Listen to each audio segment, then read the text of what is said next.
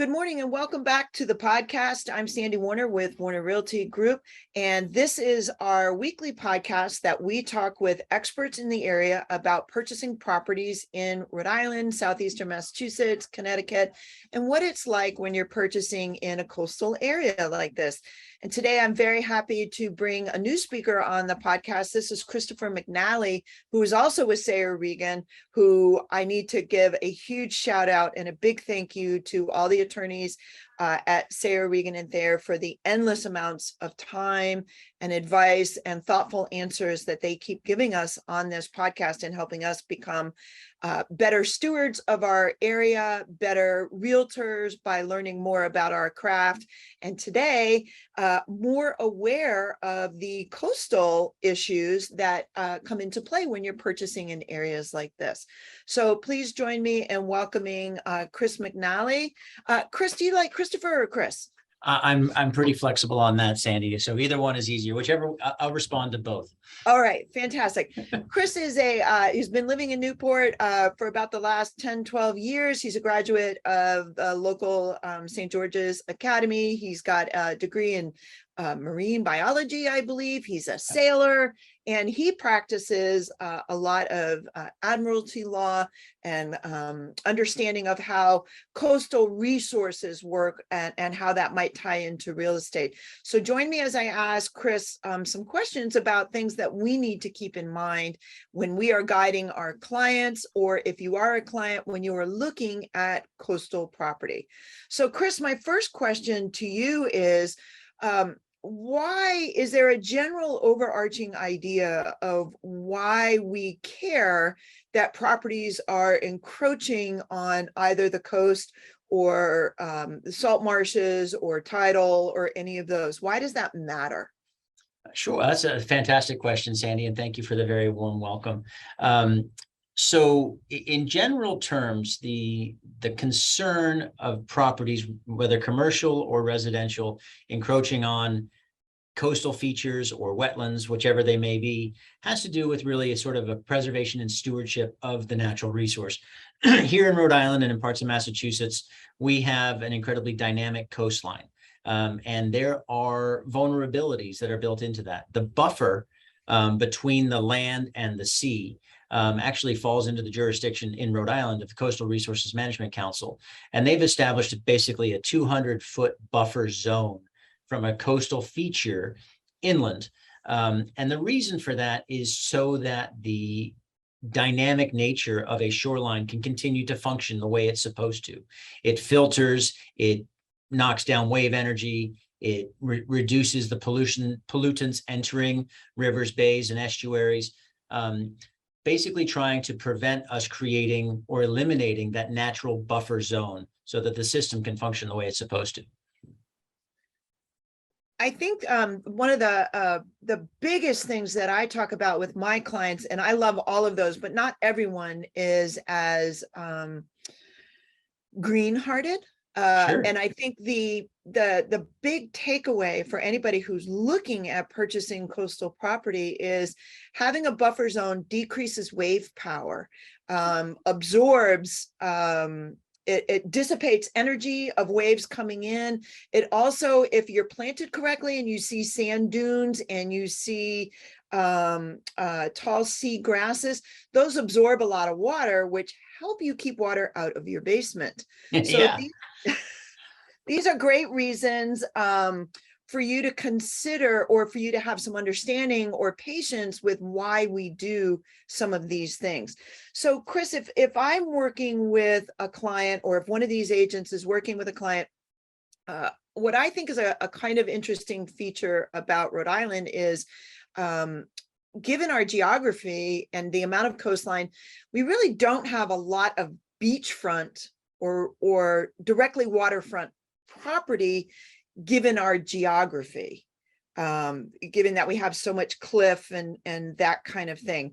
So on the bay side, we see much more bayfront property, but anywhere we do, what is the primary government entity that we're going to be running into if we're purchasing these properties? Yeah, I mean, I think I mentioned it in my first response, is that, CRMC and DEM are the two government or quasi-government agencies that we would be dealing with here in Rhode Island. CRMC, as I mentioned, has jurisdiction on any property within 200 feet of a coastal feature, and that's a term of art used by CRMC. A coastal feature can be a beach, it can be a rocky bluff, it can be almost anything, but it's not necessarily the water line. It's a coastal feature, right? And each property has that place or that area demarked. So you need to know where that is. And anything within anything shoreward, 200 feet shoreward of that coastal feature sits within the jurisdiction of CRMC. And that means that before anything can happen in that space, and then I really mean anything, CRMC needs to be advised and permission received. CRMC's permissions come in the form of assents, and they can be applied for, and they're generally approved within reason.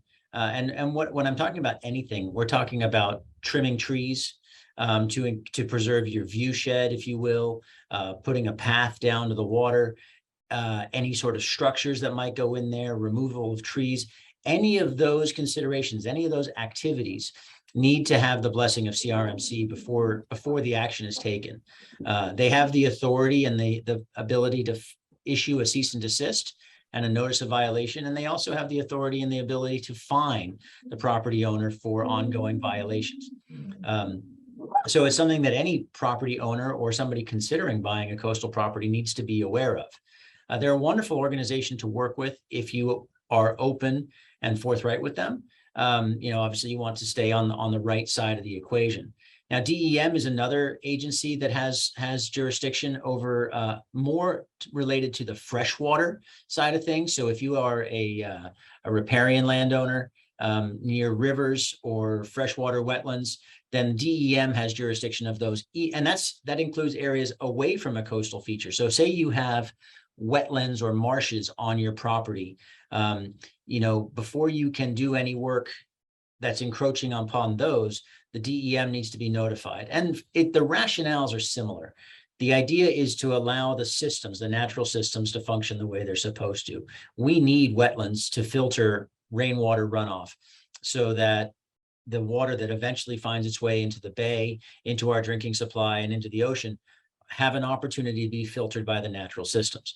We don't want to just dry those up. And of course, there's ecological concerns. That's habitat for an untold myriad number of animals and plants.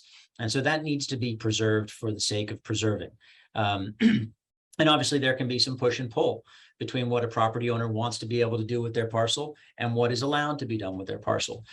So a realtor or a prospective client is well advised to investigate and understand what their parcel has or what their parcel encompasses and what can or cannot be done.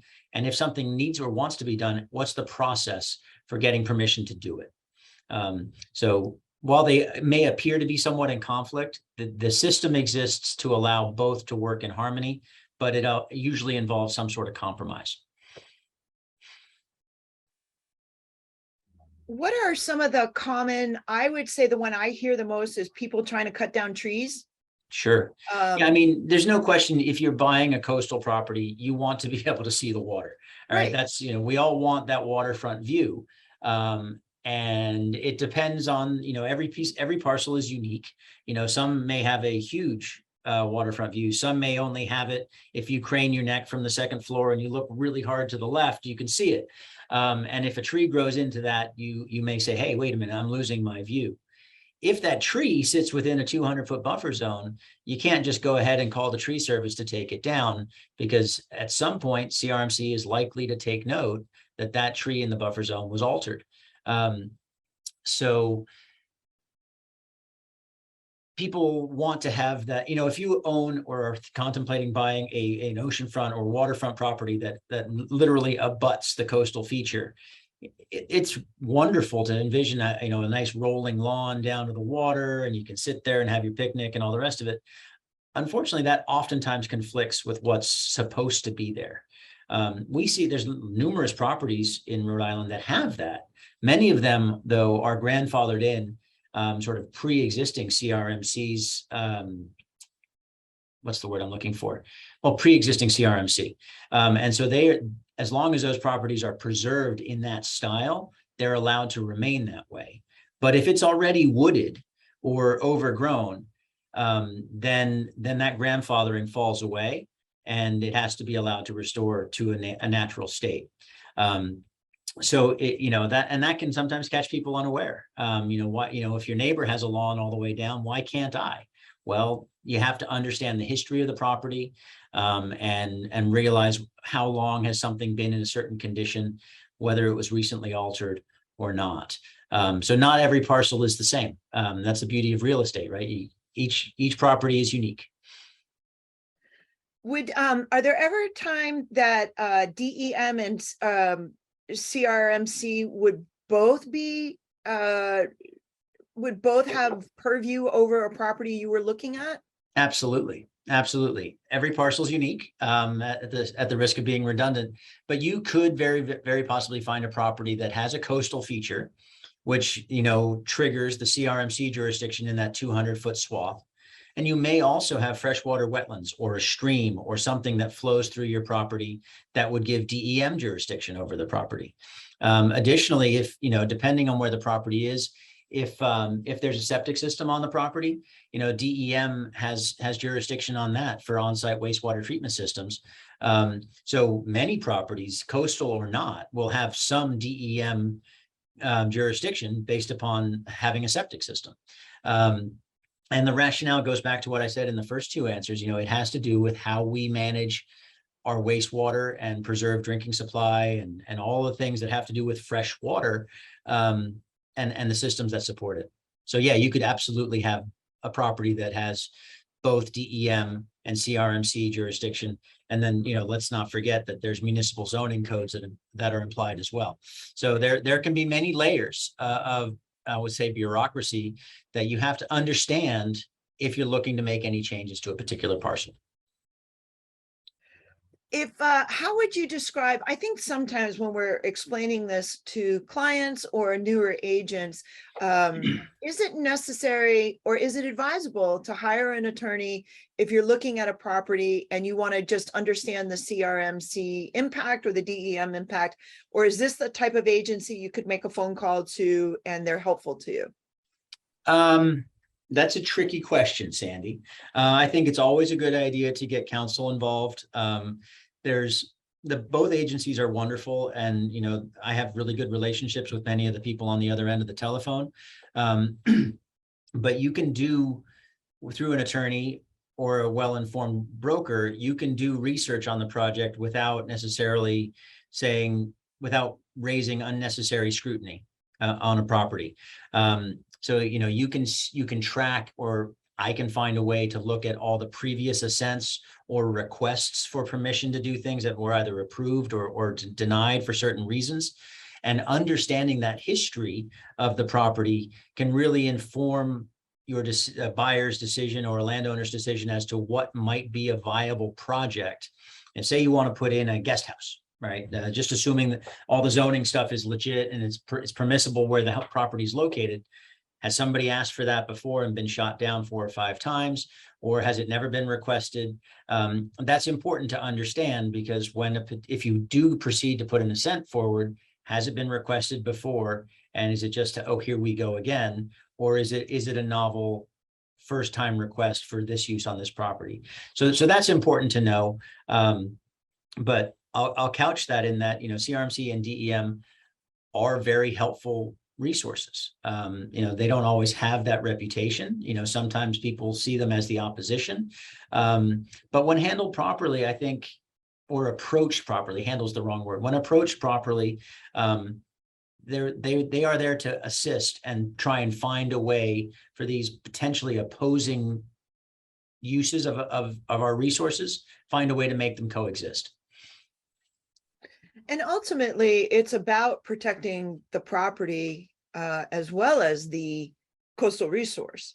It's trying to find a way to, I think we all are aware of this, and we can all see what happened down in Florida and where Houston, where these areas were built on these coastal plains, and it's resulting in hundreds of millions of dollars worth of damage. So there is some forethought going into it. It's not just to make us miserable. Absolutely right. I mean, CRMC has done, in my opinion, I mean, I have a science background, right? Before becoming an attorney, my undergrad was in marine biology and understanding ocean and coastal resources, sciences. The rationale is good. You know, the idea is to preserve a resilient shoreline so that things continue to function the way they're supposed to.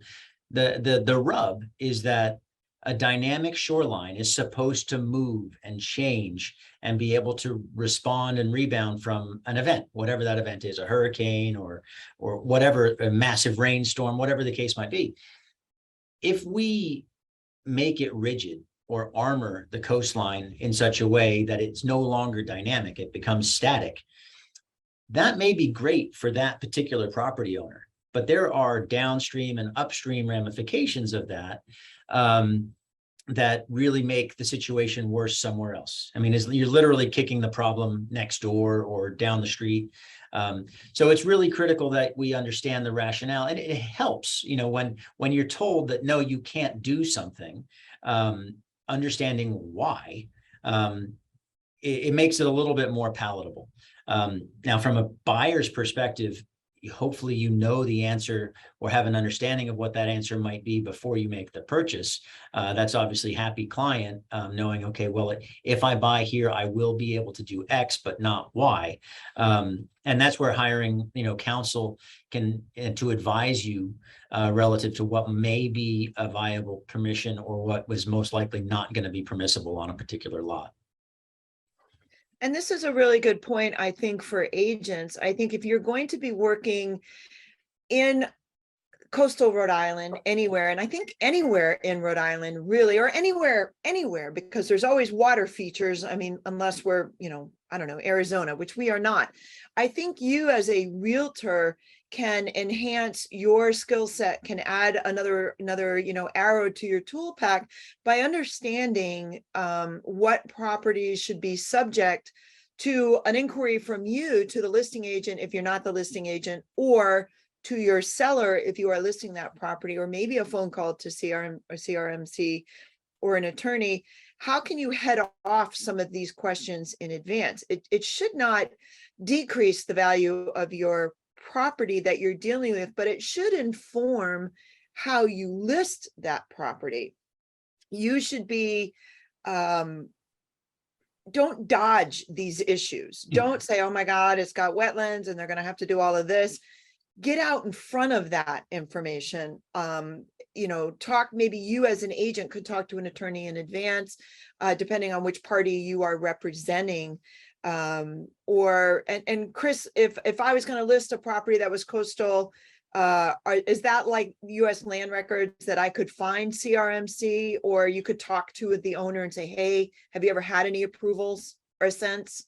Yeah, absolutely. You could ask, you know, and, you know, depending on how long they've held the property, they may have filed an assent for themselves or, you know, previous landowners.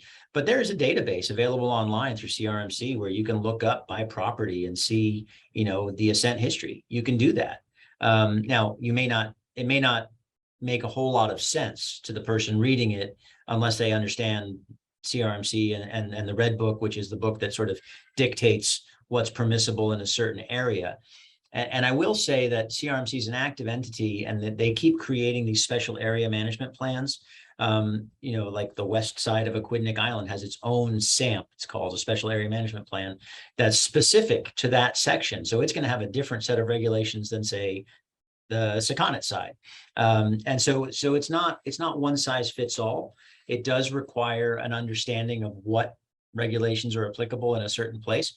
So I would encourage any realtor who says, hey, I've got a coastal property, which is a great property to list. Don't get me wrong. I mean, that's the golden egg, right?